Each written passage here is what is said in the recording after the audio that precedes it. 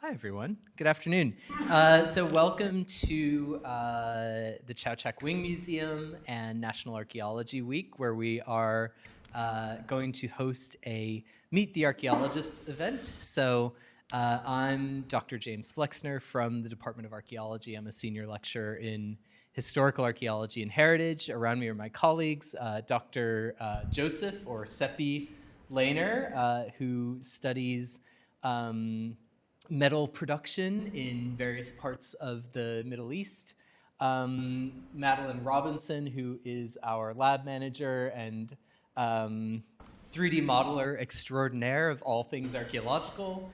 Dr. Pat Faulkner, who is an expert in the archaeology of shellfish remains from Eastern Africa, South Asia, and Northern Australia, basically tracing people as they do that great migration from out of the African continent beginning in the last ice age.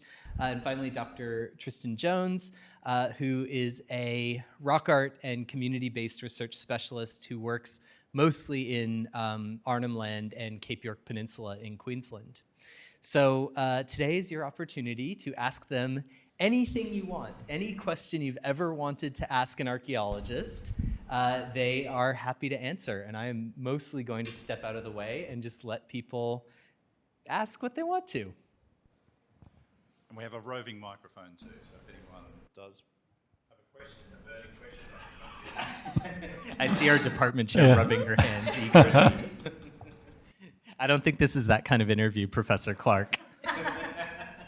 I might start with one just to soften things up because, as some of you have known, because I've interviewed you, but recently I've been interviewing a lot of archaeologists for a particular project, and the fascinating thing has been discovering that amongst our peers and colleagues, there's almost a 50-50 split between those of us who knew we were going to be an archaeologist from childhood and those of us who came to archaeology quite late in life. In some cases, because there was a hot guy or a hot girl in the queue at enrolment, but in other cases, after a successful career or a partially successful career elsewhere. Which category do you all fit into? I'll start that, yeah.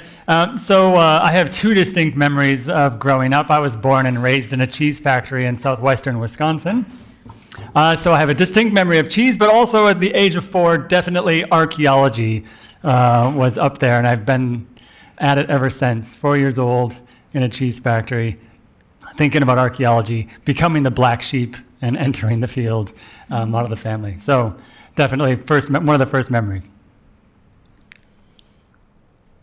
I'll go next. Yeah. I think it was always going to be archaeology. I had a fascination with, I think just from watching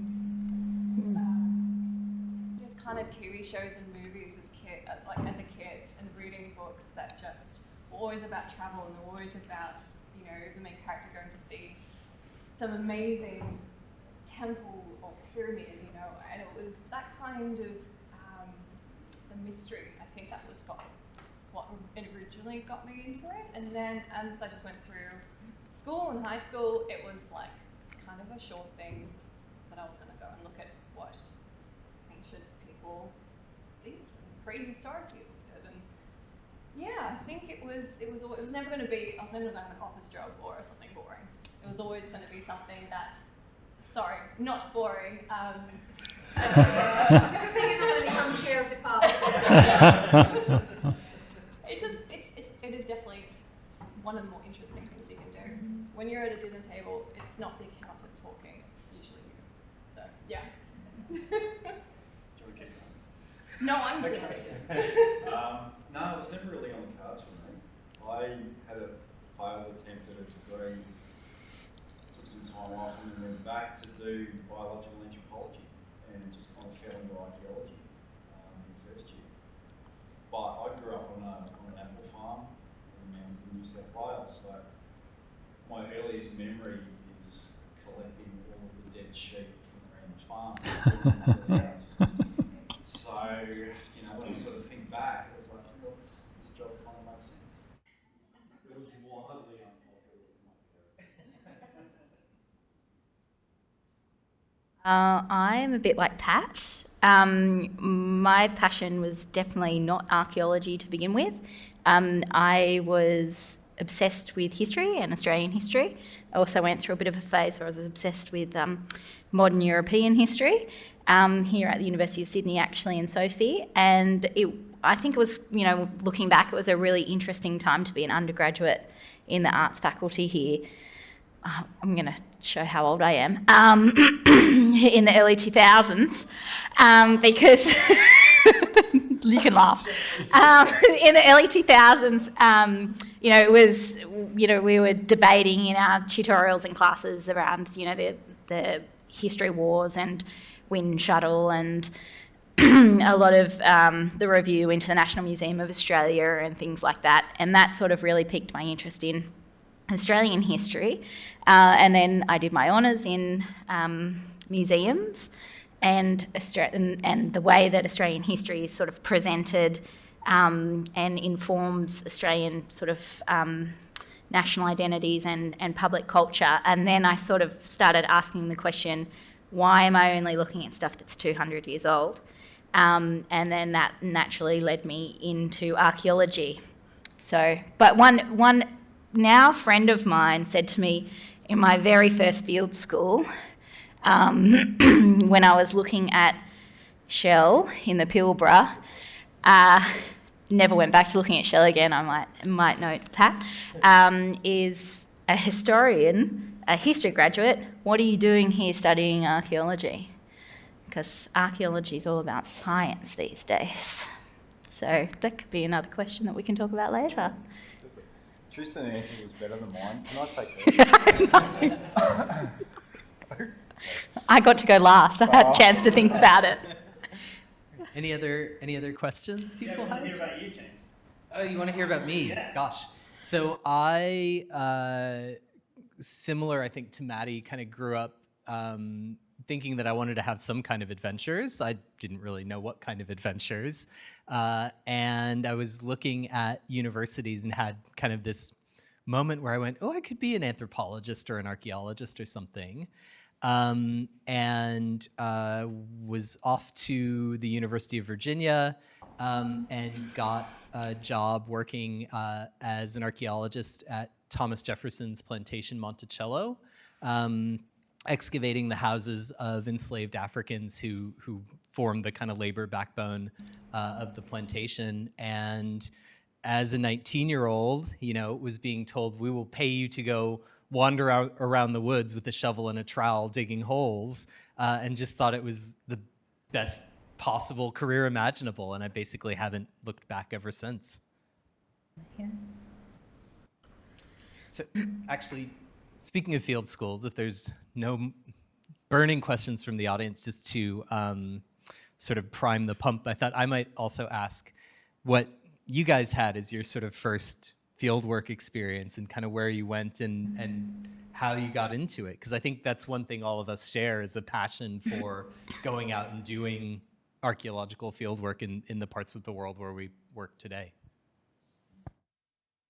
Let's start with Tristan this time. Okay, well, I was excavating shell middens in a very beautiful place called Cape Leveque in the Kimberley. And then we moved down to the Pilbara and excavated more middens, which may or may not have been anthropogenic. And following that, I didn't really do much with shell ever again. But I was sort of captivated by being out on country, working with Indigenous people, travelling to some places in Australia that people sort of only dream about or spend tens of thousands of dollars going on very exclusive tours. And straight away, as part of some of the extracurricular activities that we got to do while doing this field work, we went and saw some rock art. And that was sort of really it for me. I was just sort of really blown away by how beautiful it was, but also how interesting it was, and the sort of stories and the knowledge that people had around that cultural heritage. So how did you find that first experience? How did you get from Sydney to the Pilbara in the early 2000s. Okay, well, I'm divulging my whole entire life story, but, buckle up.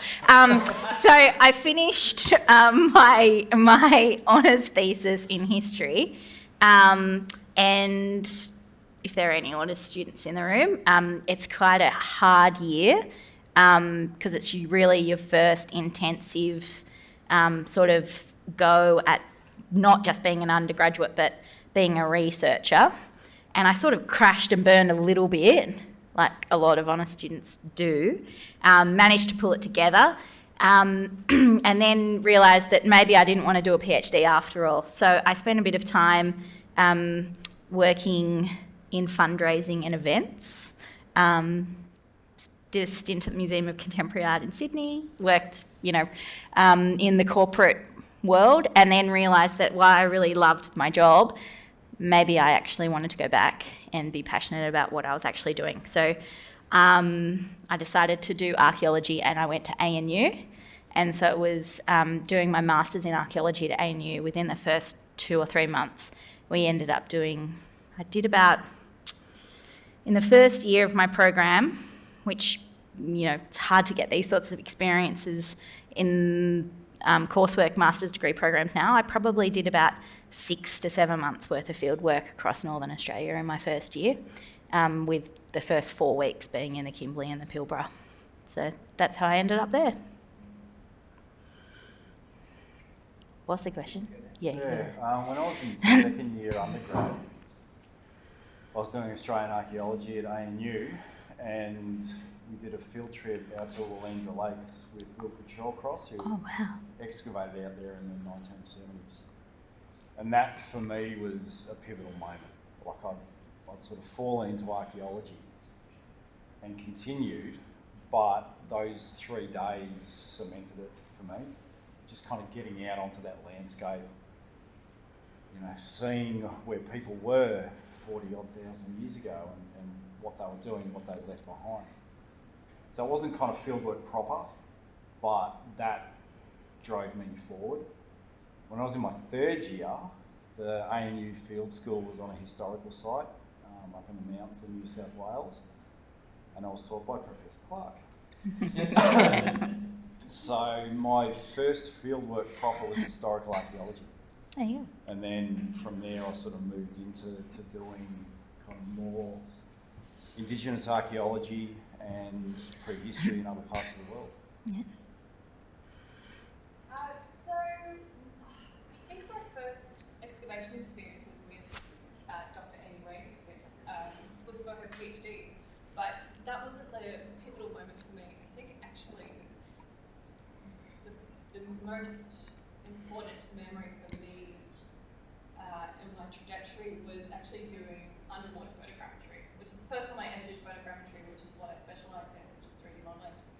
I was doing it on a shipwreck down in South Australia, and that was, I think it was because it was the merge of like working with obviously archaeological material, but then adding this other element of digital preservation and 3D modelling, and that just seeing working on the shipwreck, we would dive in for about 2 weeks, doing judging and all this kind of analysis, and then doing photogrammetry was one of the last things we did on this field trip, and then working on the model, and I think that was a very important moment in my very younger years, because since then that's kind of everything that I've done.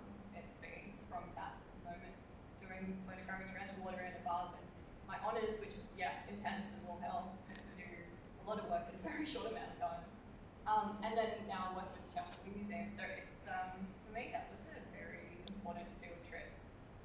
Very cool being underwater and do archaeology. Great. So my first experience, my first year of undergrad, I applied for an excavator's job through the National Park Service of the U.S. In Alaska at this site in the just north of the Alaska Range, south of Fairbanks, in an area that is it's pretty far remote, but it really caught my attention as an opportunity because it was labeled as one of these Paleoarctic sites. I didn't really know what a Paleoarctic site was at that point in time, so I had to do a bunch of research, and I learned about this place called Swan Point. And learning about this place as a kind of encampment that existed about 16,000 years ago, 15,000 years ago in Alaska, as I was coming up as an undergrad in that first year, finding out that was one of the earliest sites in North America at that time. And when I went through the interview process, I was super nervous. Barbara Crass, who was an archaeologist at the University of Wisconsin in Milwaukee at the time, took me on, and I later found out she took me on because I had admitted that I have a stomach of a goat and I can basically handle anything that we eat, because when I found out when we got onto site, we got helicoptered out there and we were dropped off for weeks at a time to excavate in a small camp out in that area, which was, I think, one of the most fantastic experiences I've had in the field in recent memory, honestly, because it was just, you're really focused, you have nothing around you to deal with except the archaeology and the community out there. And it was amazing. The perfectly preserved hearths with mammoth ivory and microblade traditions that were only known at that point in time to northeastern Russia. So it really fit into this culture history of the sort of Beringian world at the late Pleistocene. That was really fantastic. After that, I went another season the following year to help run a trench out there.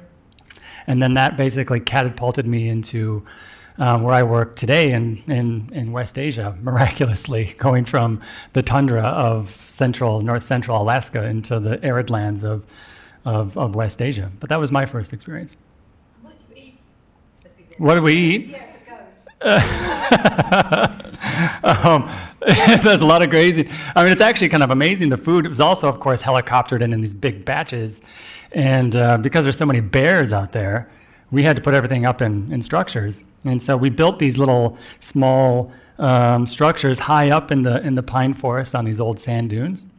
And we had to, those structures, all the trees basically had to be lined with aluminum, thick aluminum, so the bears couldn't get up there. But things that we had to eat mostly was things that Barbara Crass at the time, who was a real kind of kitchen-y turbo nerd, an Alaska wild person, she had a lot of course, smoked salmon. We had a lot of other kinds of like smoked meats, and we would communally cook this stuff down into the weirdest sort of mashes of material of food you can imagine. But it was great. It was absolutely great. It's exactly what you want in the northern summers out there. Yeah, definitely goat stomachs are helpful. I have a general question. The artifacts that you deal in, what's the how do you treat them in terms of restoration, or whether it's pottery or silver or jewelry pieces? How do you treat them here at the university in terms of restoration or making good?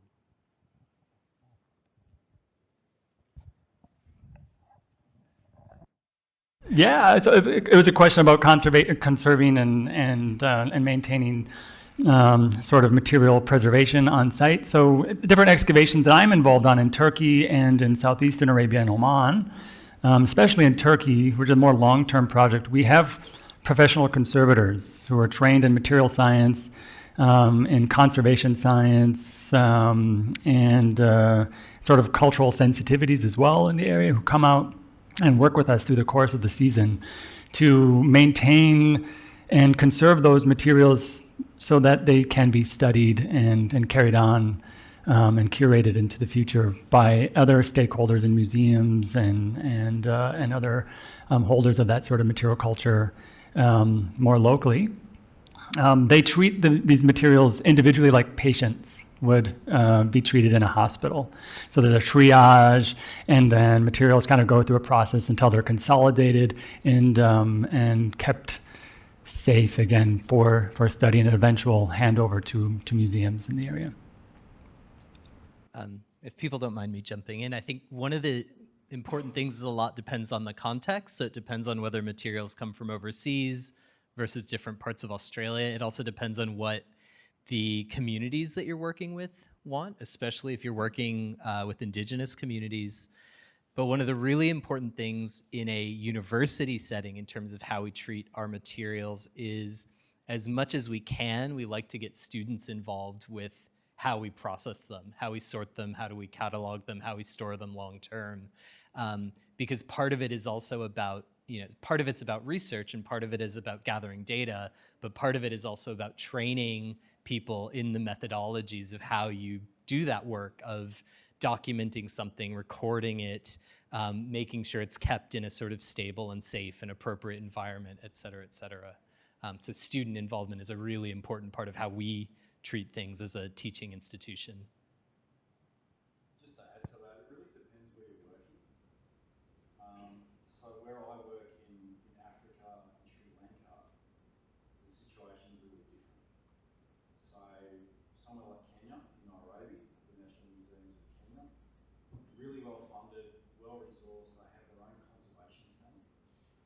So everything there is conserved to a high degree. Other parts of Africa and Sri Lanka, I work on material in country, so the material I work on doesn't get exported. Any other stuff that does get exported for further analysis always goes back to those countries for long-term storage, but they don't have the funding. So most of that material is boxed up, bagged up, put into storage areas that are affected by humidity, temperature fluctuation, monkeys, you name it. So it really depends on the particular context where you're working and how those countries and those authorities manage that material as well. There was a cat that broke into the National Museum in Port Vila in Vanuatu and decided to use one of my boxes of artifacts I was analyzing as a litter box. That's a very pleasant experience. Archaeology is so glamorous, really.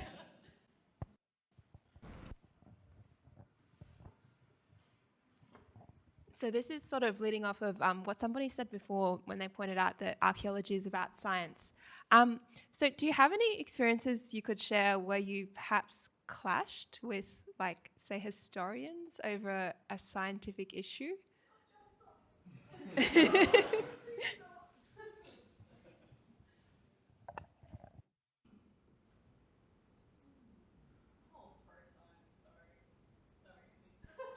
So I can think of this isn't me, this isn't something I've personally been involved in, but certainly a colleague of mine in Hawaii called Peter Mills works on a site that is signposted as a Russian colonial fort in the 1800s. And he's basically documented that A, it was never occupied by any Russian people. It was completely built by Native Hawaiians, and the only people who ever lived there were Native Hawaiians. So it's a totally different kind of interpretation of that space to how historically it was interpreted.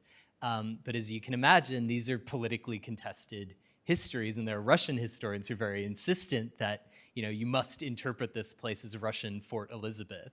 And that's gotten kind of kicked into the press in ways that have reflected those tensions, where it's sort of, you're talking about this place in Hawaii as still kind of illegally occupied territory, and then you're kind of just continuing to project that imperial occupation of the state further and further back in time in really inappropriate ways. So there are places where sometimes the work that we do does end up in those kind of debates in sometimes very hotly contested ways. I don't think I've got an example that I can give, actually. I think mostly because of the kind of time periods that I deal with. I tend to work with a whole range of different people from different disciplinary areas, but it's never really kind of caused conflict. Can I jump in? Yeah. There's a really good example. Oh, sorry, I can probably speak loud enough. I think this is for the recording. Oh, is there a recording? Oh, oops. There's a really good example in Northern Australia where the archaeology of the Macassan arrivals into Australia says one story, and the history of that tells another story.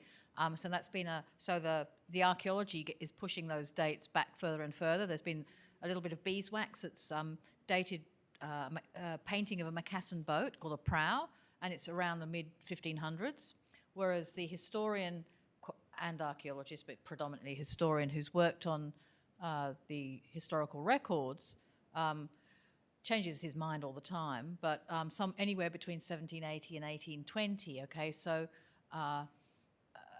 and is really reluctant to accept even his own radiocarbon dates, to be honest, but that's another whole other argument. That's where there's a really good example of where the archaeological record, the radiocarbon dates, Indigenous First Nations stories tell you one thing, and the historical records are telling you another thing. So that's a really, it's kind of like a gap.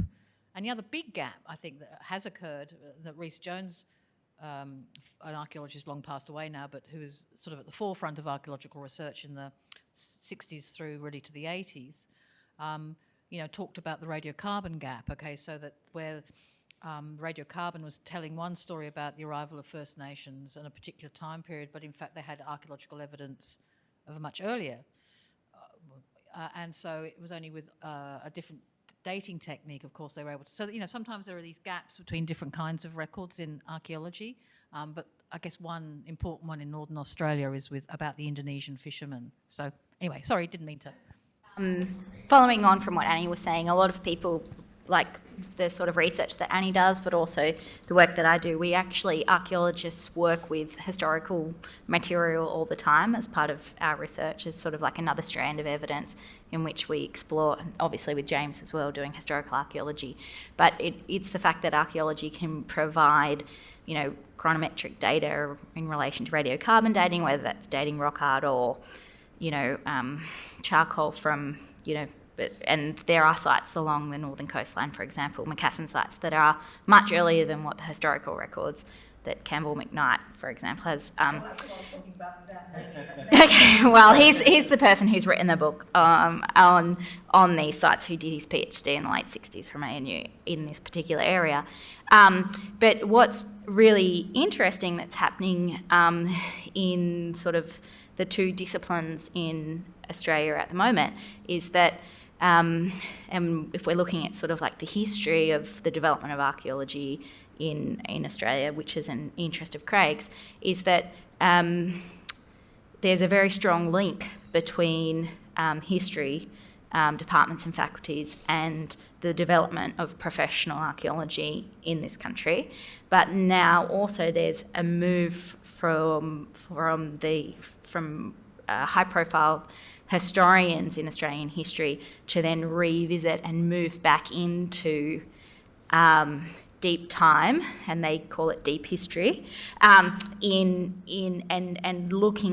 trying to use history as another mechanism for revisiting archaeology through a different lens. So there is those push and pull tensions and entwined sort of disciplinary histories, of which the University of Sydney has a very sort of rich sort of contribution to the development of archaeology in Australia. But yeah, it's a fraught tension, which we have historians, people like Billy Griffiths, for example, has taken a sort of a new sort of approach to looking at archaeology and telling the stories of archaeologists in a way that sort of captivated sort of the general public in Australia and the public imagination in a way that archaeology hasn't been able to do potentially over the last few decades. I think one of the really cool areas where actually historians and archaeologists have found really useful kind of synergies in what we do, especially locally, is in the story of Aboriginal Sydney after 1788. So there's a historian called Paul Irish who has used the documentary record to better understand how Aboriginal people lived in the Greater Sydney region during that period of sort of expanding colonial frontier and invasion from kind of 1788 until the end of the 19th century.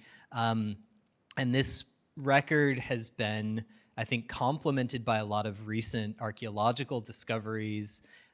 Thinking of the work by people like Tim Owen, who's a research associate in the department here, who has documented things like the transportation of Thames River flints from sort of the mouth of Sydney Harbour back all the way to Randwick, 20 or 30 kilometers inland, where it was used for stone tools in kind of traditional Aboriginal forms. So there's this kind of emerging story that, it's not like the British show up at Sydney Cove in 1788 and all the Aboriginal people just disappear and are never heard from again, but actually there's a long history of kind of interaction, not always peaceful, not always friendly, but often so, and kind of active sort of adaptation of these new introduced materials by the people whose lands were being colonized during that time period. So that's been a really cool development to watch in the last decade or less. And a good example of collaboration is the quarantine project up in Manly at North Head, where it was a team of archaeologists and historians working together to interpret the many 1,500 inscriptions at the quarantine station made by people who were held in quarantine during things like the flu pandemic. And so if you ever want to have a visit there, it's fantastic. Great project too, can I say. Won the New South Wales Premier's History Award and everything. Cool. Thank you for you guys sharing your time here, and I really appreciate your candid stories. It shows that there's character behind this. From my point of view, it was like baby steps for me. Like it's a curious art for me. I'm from the startup world, and I'm curious of what if we use archaeology. It's like I had this little story and little dream I always had in my back of my head. And I always had this question about this curiosity of what if we use archaeology to inspire and understand the human condition and using conscious entrepreneurship methods. And so my main question really here is, what attracts archaeologists to this, like, for doing an adventure and expedition of some sort? What have you noticed attracts the best archaeologists to ventures and expeditions? I've got 3 questions, but that's the first one. Yeah, so open.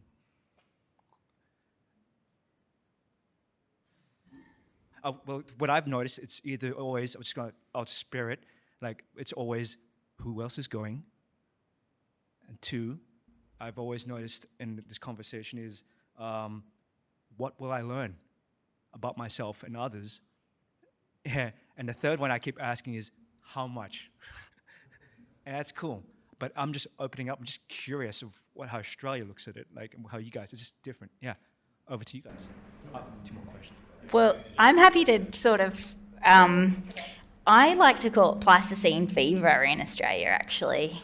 Often what you find is, if you're on a fieldwork expedition and everyone's, a lot of the, I don't excavate all the time. Ours is often sort of like doing bushwalking.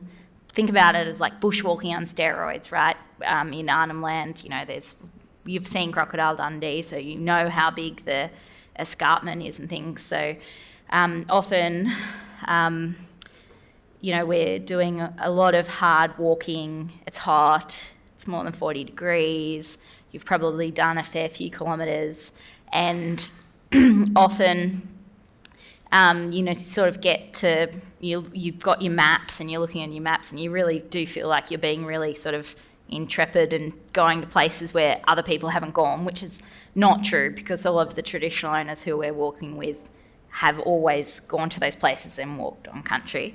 But people sort of in Australia in particular get excited about whether or not they'll find the oldest or, the earliest, and be able to document that. So that often, gives people an extra sort of sprite in their step to sort of like climb over through the next valley and look at that, what looks like a very promising cave on the sort of horizon, which ultimately many people would just be like, oh, I couldn't be bothered going that extra half a K.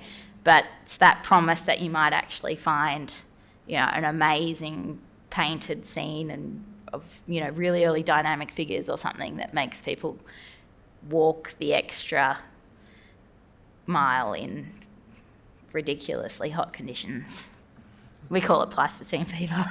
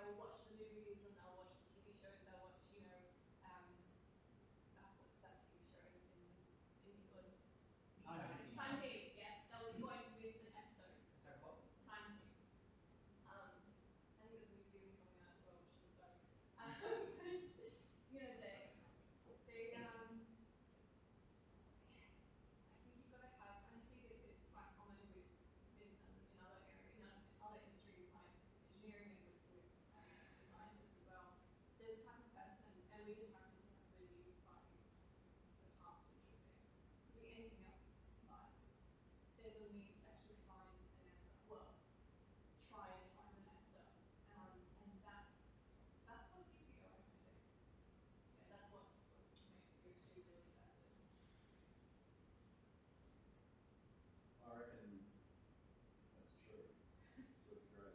Well, at least for me anyway. I mean, as archaeologists, we're interested in the past, but we're also interested in people.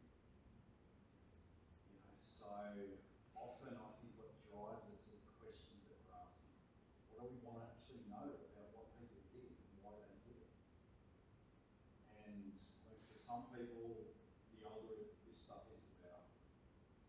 But oldest doesn't make it best. It's the questions that you're asking that relate to what people are doing in Australia or in other parts of the world. And I think those questions that are constantly playing through our minds, and that is what keeps pushing us to do the work that we do. You know, I've worked on sites in Africa that are 78,000 years old, and I've worked on stuff in Australia that's a couple hundred years old. They're just as interesting for me. It makes no difference in a lot of ways, but it's the kinds of questions that you're asking of those sites, of that material that relates to the people that keeps us going. I think in terms of character, one of the combinations that we probably share is some combination of fearless and nosy that we kind of can't help ourselves. You know, so I work in, for some of my work, I work in these very remote islands in the south of Vanuatu. I'm often, you know, scaling cliffs or walking on these kind of relatively precarious. Sorry, you didn't hear that. People who sign off on all my field work, safety protocols. Yeah, but so you're going into these places where you're going to be kind of by yourself. You don't necessarily know you're going to get to know the people who you're going to be working with over the long term. You're never quite sure what you're going to expect or what you're going to find when you arrive in a particular place. But you're just driven by this curiosity that some people find really irritating, and probably appropriately so. So one of my favorite conversations I had with someone who's become one of my really sort of good friends and a sort of respected mentor from the island of Futuna said on my last trip there, James, I really love talking to you because it's like talking to a small child who asks really naive questions. But, how else are you going to find out about the gardening cycle on Futuna Island if you don't ask? And that's, traditionally that would be how knowledge was passed on, right? You take the kid to the garden with you and you're like, oh, this is how you propagate yams. This is the time of year that you do the tree collaring to open up a planting site or whatever. Kids in Vanuatu don't ask those questions anymore, but anthropologists and archaeologists do, because we want that information about how people live. And not having that, I mean, you have to get it respectfully, right? The reason I can ask those naive questions is because Tauranga and I have been working together for more than a decade now. And there's a sense of trust and reciprocity there. So you have to build those relationships, but it's also just that constant, curiosity about how do they do that? Why do they do it that way, right? Why is the time long whale feast, the time when the whales are in the islands, the time when you start clearing your gardens for planting? Well, it makes sense because of, the long-term adaptation to the seasonal and climatic cycles in the islands, but you don't know that if you don't ask. I think just following on from what Pat was saying and your sort of question about the human condition, I think what makes archaeology really interesting and relevant is that all of the questions that we're asking, or that the discipline's asking more generally, is all about trying to understand the human condition. And so if you look at the cycles of the sorts of questions that have been asked over a long period of time, it's all about understanding people and cultures and communities, how people, a lot of people are interested at the moment with climate change and how people adapted to different extreme environments, how people dispersed, these are the sorts of questions which we're trying to understand what makes us human.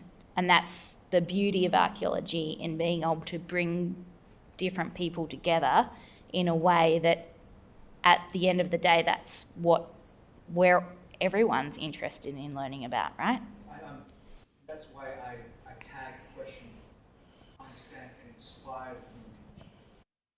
Curious with that angle, applying that from that angle. Yeah, sure. I mean, I suppose what sort of... And then there's this sense of inspiring the human condition.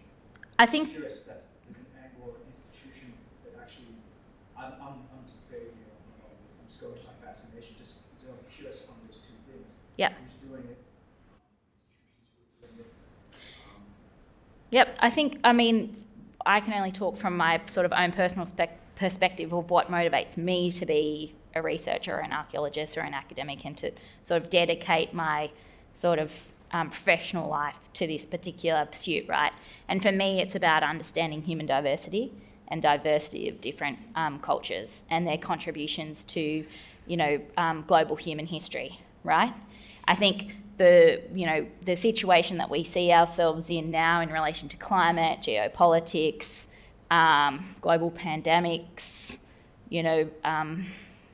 financial markets. Hope none of you have money in crypto at the moment. We're at a point of crisis and instability, and sort of rethinking through, ideas of Western civilization as the only sort of trajectory of how human groups survive and thrive, is questions that literally everybody on this panel is trying to think through in different ways. So, Seppi's looking at how people in West Asia and different civilizations and things and adaptations. That's exactly what Pat's looking at in Africa and Sri Lanka. It's, and that's why James is talking about gardening practices with people in Vanuatu, and that's what's also amazing about the places, different parts of the world that we work, right? And that's what's amazing about the Australian Indigenous story and its contribution to, the global human story. Can I add something to that? Yeah. Is that right? Go, Keith. I really like the way you framed that really first bit of your question, which was really about you're from a startup and you're coming at it from a very different perspective in terms of why is this, and it's about relevance in the end. And I'm not on the panel. I've been an archaeologist for a long time, and what I've realised, maybe too late in my career, is that just how relevant a lot of this understanding the human condition through experiments that have already been run over thousands of years, we can actually, it sounds a bit crass saying we can learn stuff, but actually we've got amazing data sets across, complex societies going back in deep time. Archaeology is one of these massively interdisciplinary subjects, so it's not all about science, but science has transformed how archaeology understands that human condition. But there's some really interesting possibilities in there on the big scale about climate change. Obviously, we need to know about that. But the gaming industry is really interested in the authenticity of what they're trying to produce. The way that virtual reality is developing, and how we then engage with that has a potentially deep and time perspective to it too. Some of my colleagues here are working with a film producer who wants an animated film. In fact, the guy that produced and filmed the Loving Vincent film, this award-winning painted animation film that is fantastic. This guy's been fascinated for years by the origins of humans in Africa, and wanted to do a similar film on that. So he's, rather than just doing it out of his own head, he basically engages people who know all about this stuff, and then makes us think differently, because we have lots of gaps in our data. So then we have to start thinking, well, what if we knew this, and what if they actually did have these kinds of clothes or this kind of color? They could, because we don't know a lot of these things as well. So it's really informing us by getting us to ask things differently. Some of us are trying to work with the brewing industry, because we can actually, through amazing chemical analysis and archaeological evidence, can recreate, not quite, the substances of early beer brewing in the Middle East. Now, that for a company like Brewdog would be a massive bonus and an addition to how they might be able to sell something and create a market. So I think there's a real way. The geneticists that are working with this now, I spend a lot of my time working with geneticists on animal domestication, crop domestication, human evolution, and we can actually start mining the past for all those experiments that have been run and start understanding how we adapted to particular kinds of environments, what disease-resistant genes we have, how they change. We can map that through time and space now. Same for animals. We can do that with, at the moment we've just gone through a pandemic. That's going to be really important. So all of this material and all these ideas are now hopefully going to be able to feed into a lot of other areas. It's not just about archaeology anymore, which I find really fascinating. One of the things that we're working on in Sri Lanka is a kind of offshoot of this long-term project that I've just started, is to look at conservation biology and ecosystem management. So we'll be doing modern fauna survey, so looking at mollusks, sort of snails and stuff in the forests and the rivers. Little things that haven't really been studied in a lot of detail, that are key indicators of environmental health. And in a country like Sri Lanka, which is in some parts being overdeveloped, in some parts not really at that point, we can start to think about, well, how over the long term do people then manage these ecosystems? How do they keep them healthy and sustainable over the long term? One of the things my grandfather said to me when I started doing archaeology was, what's the point? It doesn't do anything. He was an 80-year-old farmer at the time,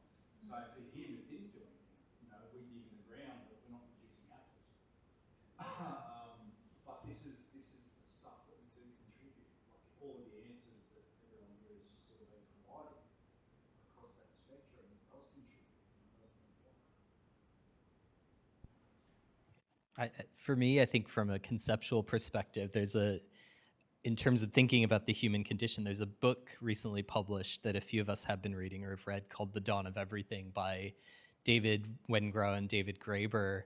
And the question they ask is not how did we get here, but how did we get stuck, right? How did we get stuck with the idea that the only possible way to run a society is in a kind of Western capitalistic model, and there's no alternative, and there's no other trajectory or possibility. And they point to this idea that if you look broadly across global archaeology, humanity was very free for most of its existence. And the freedoms they point to are the freedom to disobey an order, the freedom to move around where you want to, and the freedom to experiment with different kinds of social order. And if you look at the archaeological record, they point to various kinds of evidence that show how those freedoms both evolved and were kind of maintained by human beings globally since the Pleistocene. And somehow we've gotten stuck with this idea that there's one way of doing things, and we can't get those, we can't develop those freedoms in our own society. And I think archaeology has a huge potential to play in reframing a lot of the stories we tell about how we got to where we are that could actually offer us some kind of, could inspire people to go back to thinking about, the need to be disobedient, the need to place fewer restrictions on people's movement, and the need to try different things going into the future.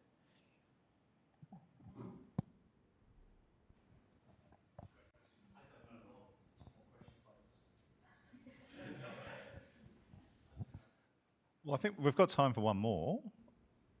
Is that anyone? Okay, cool. Thank you. That speaks bounds of who we have here today. And remember, I'm just when you were speaking, saying archaeology was about the past and it's about digging stuff. I was like, that's me. Like, I think it was just a whole bunch of looking at skeletons and stuff. But I'm here with my I know. I'm so sorry, but I'm engaging my fascination with my limitation of understanding. So that's why I'm sitting here going, hey, okay, so here's I'll talk to you guys like one-on-one then later on, but on another question. But a simple one would be, what institutions or firms that you are aware of that are leading the way in this conversation of understanding and inspiring human condition, like sponsoring ventures, and creating communities and people together for that one question.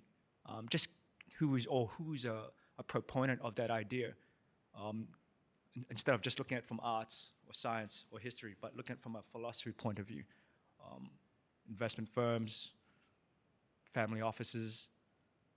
Oh, if you know of anyone, please let us know, because we're always looking for research funding. So it's sort of like the bread and butter of also being an academic, right? Is that we spend a lot of our time writing grant applications to be able to fund these exotic adventures that have obviously a lot of relevance to answering sort of pertinent contemporary questions.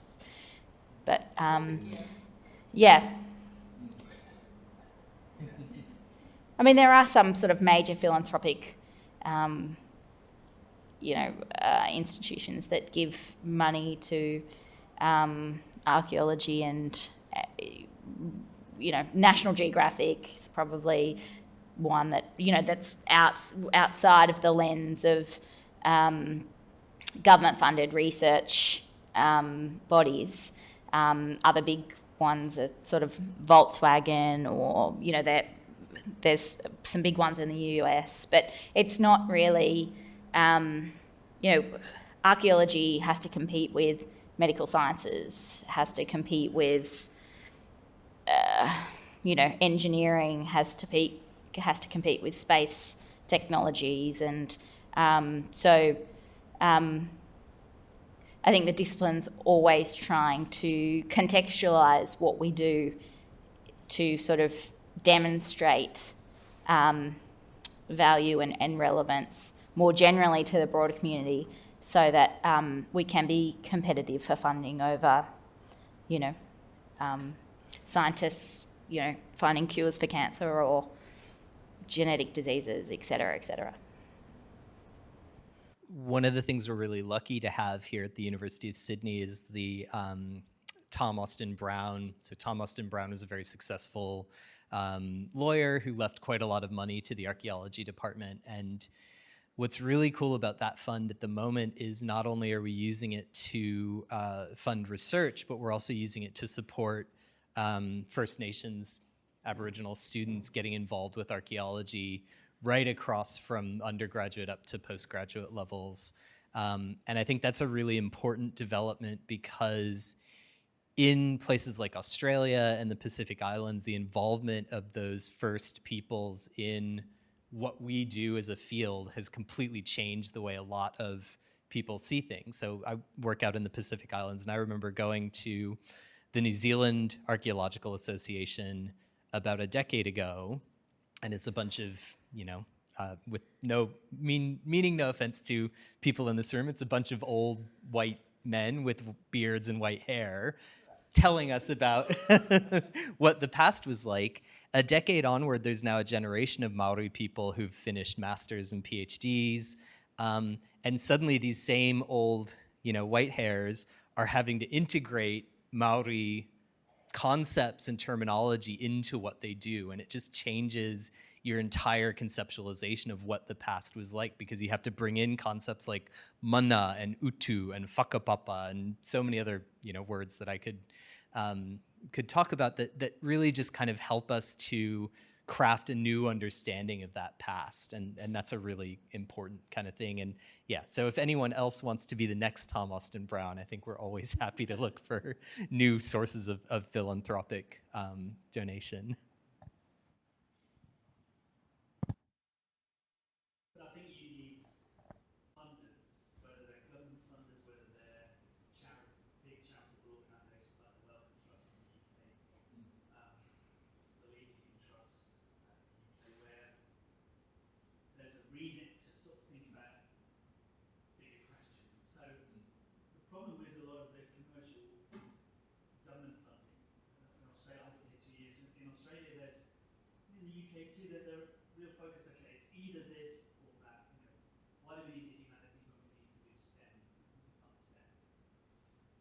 But what we need to do is exactly what some of these guys in your question was hinting at, was really to bring these interdisciplinary groups together, because all the stuff that is being talked about here can feed into medical science, it can feed into engineering, it can feed into hydrology projects, it can feed into a whole load of stuff. And the UK tried to do this with something called the Global Challenge Research Fund, which was to bring great big groups.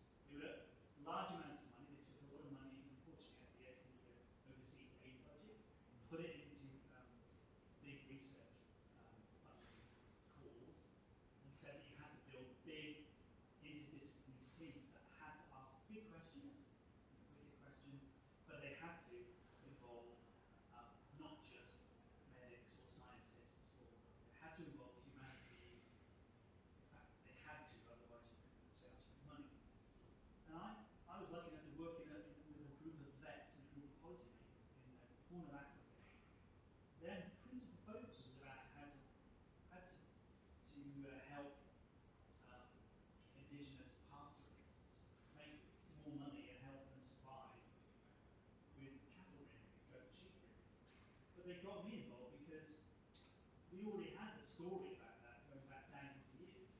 We also had data where we could actually show genetic changes that are selected for certain kinds of drought conditions that all these now modern European cattle dying from Africa when they get taken out.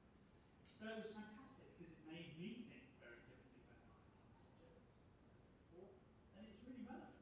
And I think we could be at a tipping point if we get our message out there, where this kind of stuff becomes more mainstream rather than, as you thought, it's very interesting, but it's kind of peripheral. Good place to wrap up, I think. Yeah, thanks everyone for coming.